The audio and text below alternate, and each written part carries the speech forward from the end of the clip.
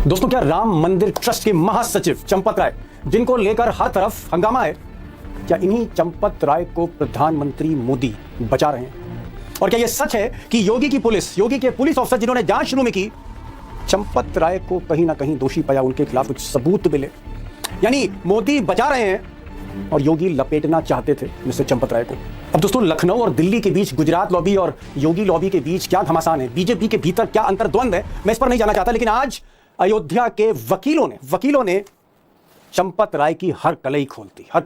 और अयोध्या की सड़कों पर ये जो वकीलों का जुलूस देख रहे हैं, राम जन्मभूमि मंदिर के थाने की तरफ बढ़ता हुआ, ये जो जुलूस आप देख रहे हैं, ये सिर्फ किसी समूह का नहीं, अयोध्या के एपेक्स बॉडी बार एसोसिएशन, वकीलों के बार एसोसिएशन, उनके पदाधिकारी, उनके सदस्यों का जुलूस है, जहां वकीलों का कहना है कि सबूत साफ तौर पर कह रहे हैं कि एक पूरे गिरोह ने बड़े पैमाने पर चंदा चोरी की है और इसके मुख्य आरोपी चंपत राय हैं। और दोस्तों, वकीलों का जुलूस सिर्फ अयोध्या की सड़कों तक सीमित नहीं था, बल्कि बाद में बार एसोसिएशन की तरफ से एक तहरीर दी गई, एफआईआर दर्ज कराई गई। और ये जो एफआईआर थी, ये 3 लोगों के खिलाफ मुख्यतः थी। चंपत राय, सर्वे सर्वा ट्रस्ट के महासचिव, आरएसएस लीडर, उनके अलावा उनके सहयोगी अनिल मिश्रा, जो चंदे और सारा इंतजाम देख रहे थे, और फिर गोपाल राव, जो आरएसएस के एक तरह से नुमाइंदे थे। इन तीनों के खिलाफ एफआईआर दी गई।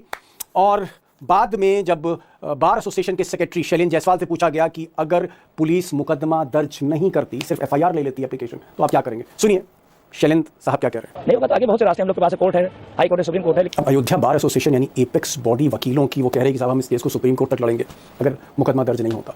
कहने का मतलब यह है कि मुसीबत ही मुसीबत चंपत राय के लिए दिख रही है, भले ही मिस्टर मोदी और मोहन भागवत मिलकर उनको बचाने की पूरी कोशिश कर रही हूँ। और मैं तो कहूँगा कि मुसीबतें अब चंपत राय के जो चेले हैं उन्हीं से आ रही है। इतनी मुसीबत आ रही है कि जो चेले थे, जो चोरी करते पकड़े गए, सीसीटीवी में, कैमरे में पकड़े गए, वो कह रहे हैं कि साहब हमारा कोई कसूर नहीं है, इस सारा खेल तो चंपत राय का है। सुनिए टिन्नू यादव के बड़े भाई को सुनिए। टिन्नू यादव जो एक समय में चंपत राय के ड्राइवर थे, बाद में सुपरवाइजर हो गए, उनके भाई कह रहे हैं कि साहब बड़ी मछली पर तो कोई हाथ ही नहीं मार रहा है, छोटे लोगों को अंदर कर रही है पुलिस, बड़े लोग बच रहे हैं, छोटे लोगों को फंसाया जा रहा है बस। अब दोस्तों, कल जो मैंने वीडियो किया था उसमें मैंने आपको बताया था कि किस तरह से मोहन भागवत और नरेंद्र मोदी के बीच में डील हुई है चंपत राय को लेकर और आरएसएस लीडर्स को लेकर कि भाई किसी कीमत पर इनको जेल ना भेजा जाए वरना बहुत बदनामी होगी।